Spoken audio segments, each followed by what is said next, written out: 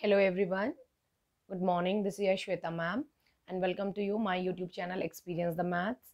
And today in this video we are going to solve 8th class chapter 9 exercise 9A and question number 7. So first I am reading the question number 7. What it is: Ragini bought an energy efficient washing machine. She will save about 15 liters of water per wash load. Okay, so Ragini, a girl, she purchased a washing machine to save the water. Okay, and now the condition is given. When she is washing for one time, she is saving how much water? 15 liter. Okay, write an equation. What we have to do? Write an equation to direct variation to describe how many times liter of water Y Ragini save for X load of laundry she washes. Okay, so first we will understand what is the question is. Means we have given that Ragini, a girl, she purchased a washing machine to save water, and if she is washing one day, means in a load she is saving 15 liter water. Okay, now in the question it is given that if she totally save X liter water, and how many times she wash? X time. Okay, means if she the number of saving water will change, the number of loading water will be change. Means जितने भी time वो अपना wash कर रही है उतना ही उसका water क्या हो जाएगा? सेव हो जाएगा. अगर वो कह रहा है कि पूरा कंडीशन जो हमारे पास है, टोटल उसका जो वाटर सेव हो रहा है वो कितना हो रहा है? Y litre. ओके, और वाई लीटर टोटल जो वाटर उसका सेव हो रहा है, जो मतलब सेविंग जो वाटर है उसको हम किस वेरिएबल से एक्सप्रेस कर रहे हैं? वाई से एक्सप्रेस कर रहे हैं. और जो number of time she is washing the cloth, that is x. ठीक है, तो यहाँ पर मतलब जितनी बार वो अपने कपड़े धोएगी उस हिसाब से हर टाइम उसका 15 लीटर वाटर सेव हो रहा है. तो यहाँ पे वो दोनों क्या कर रहे हैं? वेरी कर रहे हैं. जितने टाइम वो धोती जाएगी उतना उसका वाटर सेव होता जाएगा. जैसे कि अब हम इसको कैसे समझ लेते हैं कि y टोटल जितना भी वाटर वो सेव कर रही है is directly proportional to the x number of times she is washing her clothes, में कितना भी वो कपड़े अपने जितने भी टाइम वो लोड कर रही है मशीन में. ठीक है, तो इस तरीके से सबसे पहले तो उसने हमें खुद ही बोला है कि ये दोनों डायरेक्टली क्या कर रहे हैं? वेरी कर रहे हैं. अब इसके लिए हमें एक इक्वेशन निकालनी है. ठीक है, तो y इज इक्वल टू हमारा आ जाता है k और x. एक कॉन्स्टेंट आ जाता है k, where k is a constant. ठीक है, अब देखो यहाँ पे हमारे पास जो वाटर सेव हो रहा है हर कंडीशन में, जितनी बार भी वो चाहे 2 बार धोए, 5 बार धोए, 10 बार धोए, हर कंडीशन में उसका 15 लीटर क्या हो रहा है? वाटर सेव हो रहा है. ठीक है, तो हम क्या कर लेंगे, यहाँ पे हमारा जो k कांस्टेंट है वो हमारा 15 है. ये वाला है, ये वाला जो है उसका जो फर्स्ट उसमें उसने हमें दिया हुआ है कि पर वॉश में जो वो उसका वाटर सेव हो रहा है वो कितना है? 15 है. तो यहाँ पे इसका मतलब ये जो हमारा है ये क्या है? Constant of variation. तो 15x, तो ये तो हमारी क्या हो गई? इक्वेशन हो गई इस कंडीशन के लिए. ठीक है, इसके बाद इसी में उसने हमसे एक और क्वेश्चन पूछा है बी पार्ट में. If Ragini does 1 load of laundry daily, अगर वो एक दिन में एक बारी कपड़े धो रही है, डेली वॉश कर रही है, how many litre of water will she save at the end of the year? At the end of the year मतलब अब ये जो है एक दिन में एक बारी धो रही है, तो 365 डेज में कितने टाइम्स धोगी? 1 ईयर में 365 डेज, और 1 डे में 1 टाइम शी डेली, मीन्स एक टाइम में एक बारी वो अपने 1 डे में 1 टाइम वो क्लॉथ वॉश कर रही है. ठीक है, तो इसका मतलब जो x है हमारे पास कितना हो जाएगा? 365, क्योंकि हमने यही बोला है कि कितना, ये जो x है ये किसे रिप्रेजेंट कर रहा है? How many time she is washing the cloth. ठीक है, अब हमें निकालना है कि अगर हमें ये कैलकुलेट करना है कि if in 1 day she is washing the cloth 1 time, so how many water she will save in 365 days. तो 365 डेज में वो कितने टाइम्स अपने कपड़े धो देगी? 365 टाइम. तो 15 तो ये तो कांस्टेंट रहने वाला है, क्योंकि एक बार की वॉश में हमारा इतना वाटर सेव हो रहा है. और 365 में 365, जब इन दोनों को हम मल्टीप्लाई करेंगे तो देख लेते हैं हमारा कितना आ रहा है. 7 carry,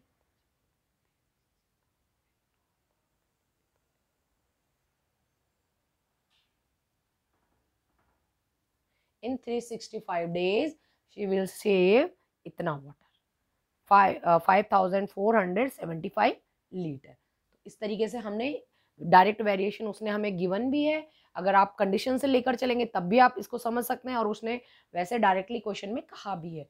15 हमारा कांस्टेंट क्यों है, क्योंकि हर एक वॉश में इतना तो वो सेव होगा उसका, तो ये 15 हमारा क्या है, कांस्टेंट है। तो इस तरीके से हम अपना क्वेश्चन नंबर 7 को सॉल्व करेंगे। चलिए नेक्स्ट क्वेश्चन देखते हैं। ओके चलिए नेक्स्ट क्वेश्चन देख लेते हैं, क्वेश्चन नंबर 8।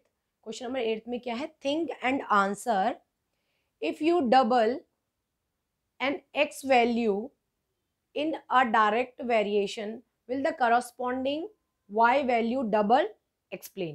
मीन्स अगर हमारे पास ये क्वेश्चन है कि ये दोनों, सपोज ये दोनों वेरिएबल हम ले रहे हैं और ये दोनों एक दूसरे को डायरेक्ट वेरिएशन है इन दोनों के बीच में, ठीक है। अगर हम x की वैल्यू y की वैल्यू इंक्रीज करते हैं तो x की भी हो जाएगी, x की करेंगे तो y की भी हो जाएगी इंक्रीज वैल्यू, ठीक है। अब जो इसमें हमें पूछा है क्वेश्चन कि हमें इसमें थोड़ा सोचना है और आंसर देना है, इसमें सिंप्लीफाई करने वाला इतना नहीं है।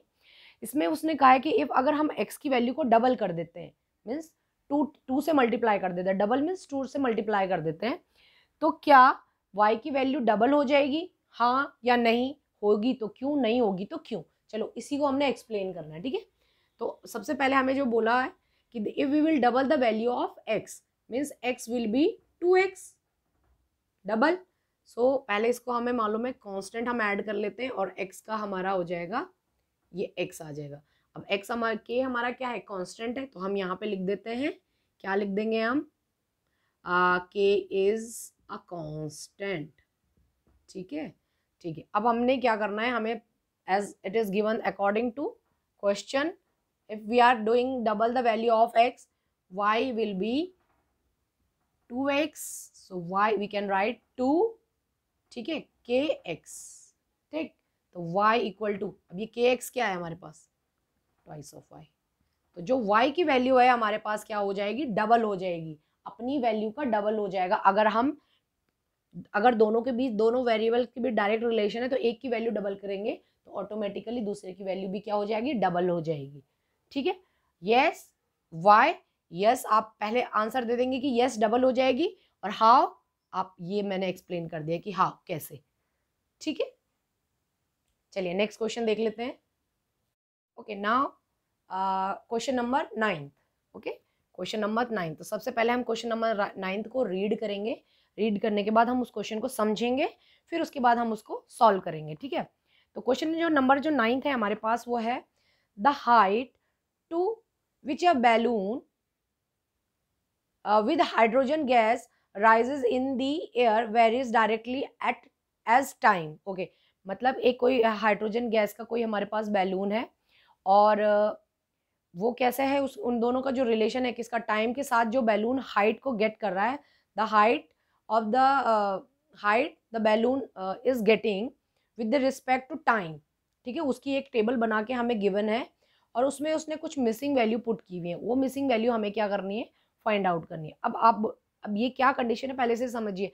आपने देखे होंगे कि जो हाइड्रोजन गैस वाले जो बलून होते हैं उनमें जैसे जैसे वो क्या होते हैं, धीरे धीरे धीरे धीरे ऊपर जा रहे होते हैं। तो इसमें हमें टाइम गिवन है कि 3 मिनट में वो बैलून कहाँ कितनी हाइट में था, ठीक है। फिर 6 जो भी फिर उसने 4 मिनट दिया है, फिर आफ्टर 1 मिनट उस बैलून को क्या हाइट मिल गई, फिर कुछ टाइम बाद कितनी हाइट मिल गई, फिर कहीं पे उसने हाइट को मिसिंग किया है, कहीं पे उसका टाइम मिसिंग है। तो सबसे पहले हम इस टेबल को बना लेते हैं। क्वेश्चन तो समझ में आ गया कि भाई एक बलून है जिसमें हमने हाइड्रोजन गैस भरी है और वो धीरे धीरे क्या है, उड़ रहा है। अगर आप अपनी जनरल लाइफ में भी देखेंगे तो बैलून एकदम से थोड़ी ना चला जाता है, धीरे धीरे फ्लोट करते हुए वो ऊपर जाता है। तो 1 मिनट में इतना चला गया, अगले 2 मिनट में इतना चला गया, अगले 3 मिनट में इतना चला गया। तो धीरे धीरे वो एक हाइट को गेट करता है। तो उसी का एक टेबल हमें दिया हुआ है मेंटेन करके, उस टेबल में कुछ मिसिंग वैल्यूज है, उनको हमें क्या करना है, फाइंड आउट करना है। तो चलिए मैं टेबल बना लेती हूँ बुक से, ठीक है। Okay so in question number 9th, so the table is given as vertically. I have write down the table horizontally. Okay, so this is time and this is height the balloon is getting. So in 3 minutes balloon is we don't know at what height balloon was. In 4 minutes balloon getting the height of 48 metre. जितने भी हमें ये time given है ये minute में given है और ये हाइट हमें किस में गिवन है, मीटर में गिवन है. तो यहाँ पे जो अननोन वैल्यू थी टेबल में, जो डैश डैश की जो वैल्यू है, अब जो टाइम वाला है उसको मैंने T1 and I am considering it as T1 and T2 and the height I am considering as H1 and H2. So now जब किसी भी चीज़ को, जो मिसिंग चीज़ होती है उसको हम वेरिएबल की फॉर्म में कन्वर्ट कर लेते हैं. तो अब हमें क्या करना है, हमें इन वेरिएबल जो अननोन वेरिएबल्स हैं इनकी वैल्यू को फाइंड आउट करना है. अभी तक हमारे पास प्रॉब्लम एक थोड़ी वर्चुअल प्रॉब्लम थी, अब हमारे सामने प्रॉब्लम किस में आ गई है, वेरिएबल की फॉर्म में आ गई है. तो चलिए अब इसको सॉल्व कर लेते हैं. As it is given that time is varying directly to the height. ठीक है, ये हमें गिवन है. ठीक है, तो सबसे पहले मैंने कल भी आपको बताया था, ये मेथड मैंने कल भी आपको समझाया था, जब डायरेक्ट वेरिएशन करते हैं तो किस तरीके से कर लेते हैं. इन दोनों के बीच डायरेक्ट वेरिएशन है. यहाँ पे मैं T लिख रही हूँ, यहाँ पे मैं लिख रही हूँ H. तो 3 है, H1 हाइट है, हमें नहीं मालूम 4 मिनट में ये 48 मीटर पहुंच चुका है. डायरेक्ट वेरिएशन है, दोनों का एरो क्या है, जो एरो का हेड है वो डाउनवर्ड डायरेक्शन में आएगा. ठीक है बच्चे, चलो अब इसको देख लेते हैं. 3/4 is equal to H1/48. Solve करते हैं. यहाँ से अब हमने क्या करनी है, H1 की वैल्यू को फाइंड आउट करना है. 4 1 जा 4, 4 2 जा 8 और H1 इज इक्वल टू कितना हो जाएगा हमारे पास 36. इसका मतलब 36. तो फर्स्ट H1 हमें फर्स्ट डैश की वैल्यू मिल गई. H1 मीन्स 3 मिनट में बैलून कितनी हाइट पे था, balloon was at height of 36 metre. ठीक है बच्चे, चलिए अब हम इन दोनों को ले लेते हैं, सेकंड और थर्ड वाले को ले लेते हैं. अब ये तो हमें मिल गया, अब हम इन दोनों को लेकर के चलते हैं. क्योंकि देखो आप बोलोगे मैम हम इन दोनों को क्यों नहीं ले रहे, किसी को भी ले सकते हो, वही आंसर आएगा हमारे पास. ठीक है, अब हम इन दोनों को जो कंसेक्यूटिव है उनको ले लेते हैं साथ में.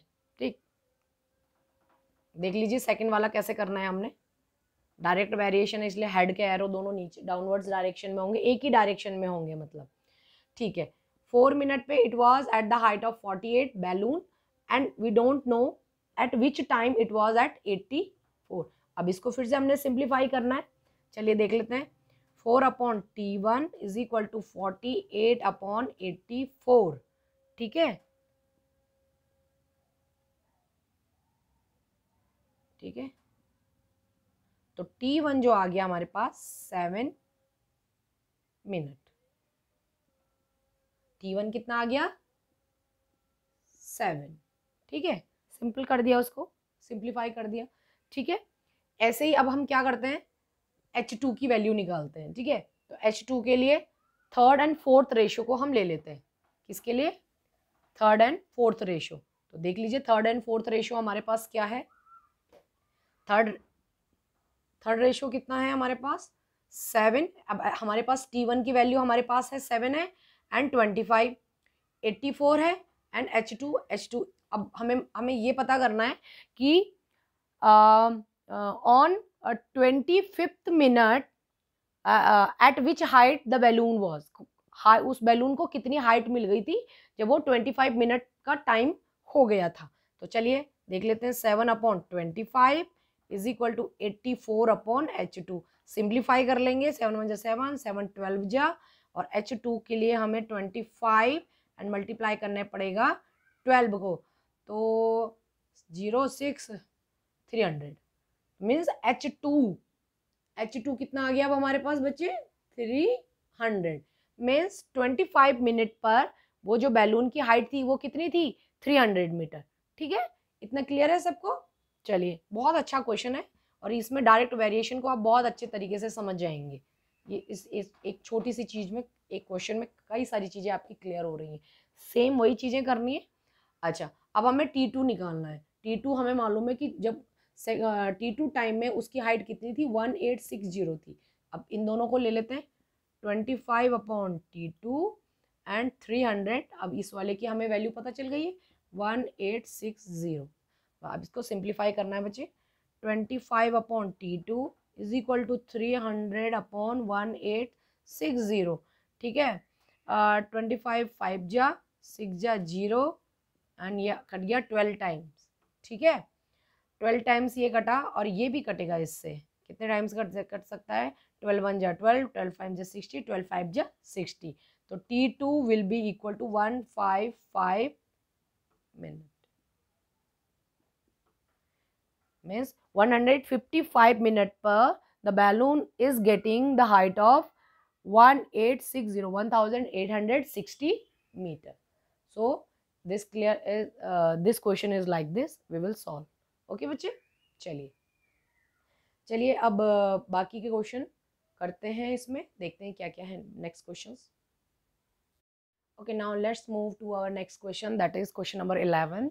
And first I am reading the question number 11. The mass of a uniform copper wire varies directly as its length. Okay, if a bar 40 centimeter long has a mass of approximately 420 gram, find the mass of a bar 136 centimetre long. ठीक है, तो इसमें क्या है कि एक copper wire है, बार means होता है एक कोई भी आप पीस बोल लो उसको, छोटे छोटे जो ब्लॉक्स ऐसे बने होते हैं ना, छोटे छोटे बार, जैसे गोल्ड बार आती है ऐसे, ठीक है. तो वो कह रहा है कि एक जो वायर है, ठीक है, यूनिफॉर्म वायर नहीं है, सॉरी, कॉपर बार ही है, जो पीसेस बने होते हैं ना छोटे छोटे ब्लॉक्स टाइप में, जैसे मिल्की बार वगैरह से स्क्वायर रेक्टेंगुलर शेप वगैरह में.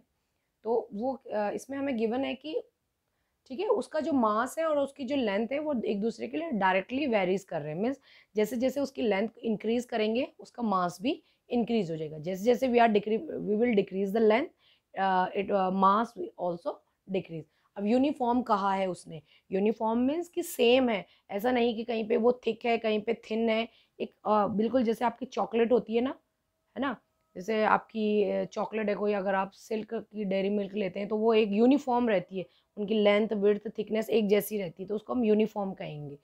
ठीक है, तो इसमें हमें जो है गिवन वो मैंने लिख दिया है यहाँ पे कि 40 सेंटीमीटर जो लॉन्ग है उसका जो weight given mass is given है 420. So we have to find out the if a copper bar will be length 136 centimetre long, so what its weight will be. Question में भी गिवन है कि ये डायरेक्ट वेरीज करते हैं. ठीक है, तो 40 upon 136 is equal to 420 upon x. ठीक है, और 4 1 जा 4, 4 3 जा 12 एंड 4 4 जा 16.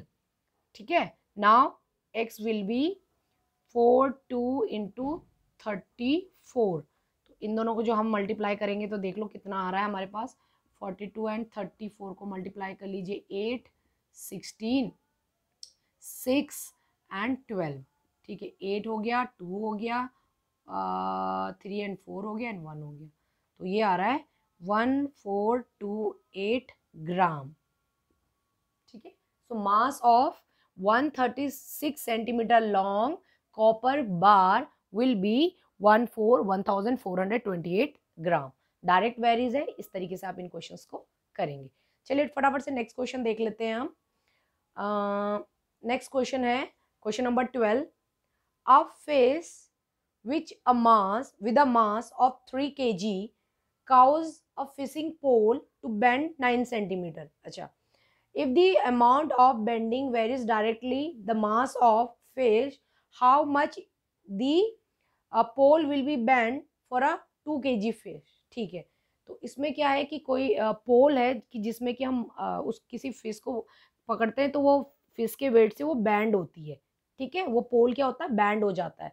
तो इसमें हमें गिवन है कि अगर 3 kg है किसी फिश का मास, तो वो उसको कितने, पोल को कितने सेंटीमीटर बैंड कर देता है, 9 सेंटीमीटर. ठीक है, इसी क्वेश्चन में हम फटाफट से देख लेते हैं बच्चे इस क्वेश्चन को.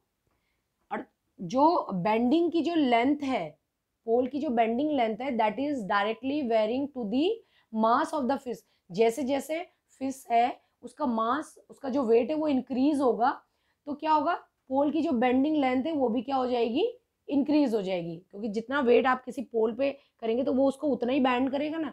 तो इसीलिए उन्होंने कहा है कि उसका जो बेंडिंग लेंथ है वो डायरेक्टली प्रोपोर्शनल है. तो यहाँ पे लेंथ लिखा है यहाँ पे मैं बस आगे से बेंडिंग लेंथ लिख देती हूँ, बेंडिंग लेंथ। और ये मास है, किसमें है, केजी में है। यहाँ पे मास हमें जो गिवन है ग्राम में नहीं है बल्कि केजी में। और ये मास किसका है, फिश का मास है, ठीक है, मास, मांस नहीं है, मास, उसका जो m/g आएगा जो, ठीक है। तो चलिए बच्चे अब हम देख लेते हैं कि 3 kg के लिए इधर भी लिख सकते हैं आप मास, ठीक है, ये वाला जो कॉलम है आप उसको इधर भी लिख सकते हैं। तो 3 kg की जब फिश है उस पोल पे अटैच, तो वो 9 सेंटीमीटर बैंड कर देती है उस पोल को, ठीक है। Now he is asking if the mass of fish is 2 kg, so how much it will be band. Directly proportional है, वो पहले ही हमें बता रहा है। तो चलिए 9/x इज इक्वल टू 3/2, 3 3 जा 9 and x equal to 2, sorry x equal to कितना हो जाएगा, मल्टीप्लाई हो जाएंगे 3 and 2, तो ये हो जाएगा 6 सेंटीमीटर। मतलब है कि उस पोल पे जब हमारी 2 kg की फिश होगी ना अटैच, तो वो उसको 6 सेंटीमीटर बैंड कर देगा। अगर हमारी 3 kg की फिश होगी तो वो उसको कितना कर देगा, 9 सेंटीमीटर बैंड कर देगा, ठीक है। तो यहाँ पे हमारा जो आंसर है दैट इज 6 सेंटीमीटर। चलिए नेक्स्ट क्वेश्चन देख लेते हैं, और ये लास्ट क्वेश्चन है, बाकी 3 क्वेश्चंस आपके लिए होमवर्क है। एक क्वेश्चन नंबर 10 आपके लिए होमवर्क है, ठीक है, क्वेश्चन नंबर 13 आपके लिए होमवर्क है, क्वेश्चन नंबर 14 आपके लिए होमवर्क है। बिल्कुल इसी तरीके से बच्चे आपने करना है, और हर क्वेश्चन में गिवन है, बल्कि आपको इतना कंफ्यूज भी नहीं होना है कि भाई, क्योंकि जब आपका डायरेक्ट और रिवर्स जो इनवर्स वाला जो वेरिएशन है वो कंप्लीट हो जाएगा तब कंफ्यूजन होता है। इस वाली एक्सरसाइज में तो सारे डायरेक्ट वेरिएशन के हैं, तो इसमें आपको सीधा अगर इस तरीके से आप कर रहे हैं तो आप इसको इस तरीके से कर सकते हैं, ठीक है। इसी में एक और तरीका होता है यूनिटरी मेथड का, ठीक है। यूनिटरी मेथड के लिए मैं एक दिन अलग से आपकी क्लास ले लूँगी, उसमें हम कुछ क्वेश्चंस उठा लेंगे, फिर उसको मैं एक्सप्लेन कर दूँगी कि कई बच्चों को यूनिटरी मेथड भी बहुत पसंद आता है, जिसमें कि पहले हम एक की कॉस्ट निकाल देते हैं या एक का कुछ भी निकाल देते हैं वेट, फिर उसके हिसाब से हम क्या करते हैं, बाकी के लिए कैलकुलेशन कर देते हैं। तो that is called the unitary method. उस मेथड के लिए मैं अलग से एक दिन आपके लिए वीडियो बना दूंगी, और फिर उसमें हम उस दिन यूनिटरी मेथड को ही डिस्कस करेंगे, ठीक है बच्चे। चलिए तो अब हम कर लेते हैं question number, last question, I am taking question number 15 from the exercise, और इसमें पढ़ लेते हैं हम। ये भी बहुत सिंपल ही क्वेश्चन है, वैसे तो कई सारे बच्चे इसको अपने आप से भी कर सकते हैं, बट चलिए मैं बता देती हूँ, ठीक है। The second class railway fair for 250 kilometre of journey, ठीक है, जर्नी किसमें हमें हमारी है, किलोमीटर में, जर्नी है इन किलोमीटर में, और जो उसका फेयर हमें देना पड़ता है इन रुपीज में। ये लिखना जरूरी होता है, फेयर पैसे में हो, आपकी जर्नी हो मीटर में भी हो सकती है। जैसे अभी इससे पहला वाला हमने एग्जांपल लिया था सेंटीमीटर का था, कि भाई सेंटीमीटर बैंड हो रहा है, तो कभी भी जो लेंथ होती है, लेंथ या फेयर या जो भी चीज़ें आपको गिवन होती है, हमेशा उसकी यूनिट ब्रैकेट में ज़रूर लिखें कि जो हमारा जर्नी है वो हम किलोमीटर में ले रहे हैं। तो किलोमीटर 240 की जब कोई एक सेकेंड क्लास की जो 240 की जर्नी करते हैं किलोमीटर में, तो रुपीज़ हमें देना पड़ता है 125, ठीक है। How much fare we have to pay, 125। Okay, what would be the fare for a journey of 144 kilometre. अगर हम केवल 144 की ही जर्नी करें, कितने की, 144 की ही जर्नी करें, तो हमें कितना अमाउंट पे करना पड़ेगा, ठीक है। तो जाहिर सी बात है क्वेश्चन में भी गिवन है कि ये डायरेक्ट वेरिएशन है, ठीक है। अब ऐसा देखो, कम जर्नी कर रहा है तो कम फेयर होगा, जब ज्यादा की जर्नी करोगे तो ज्यादा का फेयर उसको पेमेंट करना पड़ेगा, है ना, ऐसा ही तो होता है। चलिए, ऐसा तो नहीं है ना कि आप अगर कम कम डिस्टेंस का मतलब कम डिस्टेंस तक जा रहे हैं तो आपको ज़्यादा पैसे देने पड़ेंगे, और ज़्यादा दूर जा रहे हैं तो कम पैसे। तो ये कुछ चीज़ें होती हैं जो डायरेक्ट वेरिएशन का एग्जांपल होता है। जैसे आप एग्जांपल ले सकते हैं कि आप अगर अपनी किसी सिटी बाड़मेर से आप जा रहे हैं, आप बालोतरा जा रहे हैं, तो आपको मालूम है आपको कम फेयर पे करना पड़ेगा। अगर आप बाड़मेर से जोधपुर जाएंगे तो आपको मालूम है ज़्यादा फेयर पेमेंट करना पड़ेगा। तो वो डायरेक्ट आपका डिस्टेंस और फेयर डायरेक्ट वेरीज कर रहे हैं यहाँ पे भी, ठीक है। और ये जनरल लाइफ में भी आपको मालूम है ऐसे ही होता है, ठीक है। चलिए अब हम इसको सॉल्व कर लेते हैं। तो हमने निकालना है कि 144 किलोमीटर के लिए सेकंड क्लास के लिए क्या फेयर होगा। तो 240/144 इज इक्वल टू 125/2, एक्स। ठीक है, हम एक्स कंसिडर कर रहे हैं। आप यहाँ पे एक लाइन चाहे तो लिख सकते हैं, और अगर नहीं भी लिखेंगे तो वो वैसे अंडरस्टूड हो जाता है कि let the fare for 144 kilometre be x, rupees x. ठीक है, और अगर नहीं भी लिखोगे तो भी चल जाएगा, ऐसा कुछ नहीं है। चलिए अब इसको हमने सॉल्व करना है। तो ये मुझे लग रहा है ये हमारा किससे कैंसिल हो रहा है, 12 से ये हमारा कैंसिल हो रहा है ना। 12 टू जो 24, 0 का 0, 12 1 जा 12 और 2 आ गया तो 12 टू जा 24। ठीक है, 12 1 जा 12, 2, 12 टू जो 24 एंड 12 टू जो 24, 0 का 0। अच्छा अभी और कुछ कैंसिल हो रहा है, देख लेते हैं हम। हमारे पास ये हो रहा है, हमारे पास कितने से कैंसिल हो रहा है, 2 से। 2 6 जा, ये 4 से काट लेते हैं इसको ना। 4 3 जा 12 एंड 4 5 जा 20। ठीक है, 5 1 जा 5, 5 2 जा 10, ओके, फिर 2 5 5 जा 25। ठीक है, तो यहाँ पे हमारे बच गया 1/3 इज इक्वल टू 25/x। जब बच्चे आप इसको क्रॉस मल्टीप्लाई करेंगे तो x will be equal to 75 rupees. तो 144 के लिए कितना पेमेंट करना पड़ेगा, ओनली 75 रुपीज तो ऊपर लिखा। ठीक है, तो in that way we have completed our exercise 9A। ठीक है बच्चे, और अगर इस एक्सरसाइज में किसी क्वेश्चन में आपको डाउट हो, you can ask me personally कि मैम मुझे इस क्वेश्चन में डाउट है, और बाकी जो क्वेश्चन है वो आपके लिए होमवर्क है, आपको उनको अच्छे से सॉल्व करना है and right maintain your class work and homework copy. Thank you children.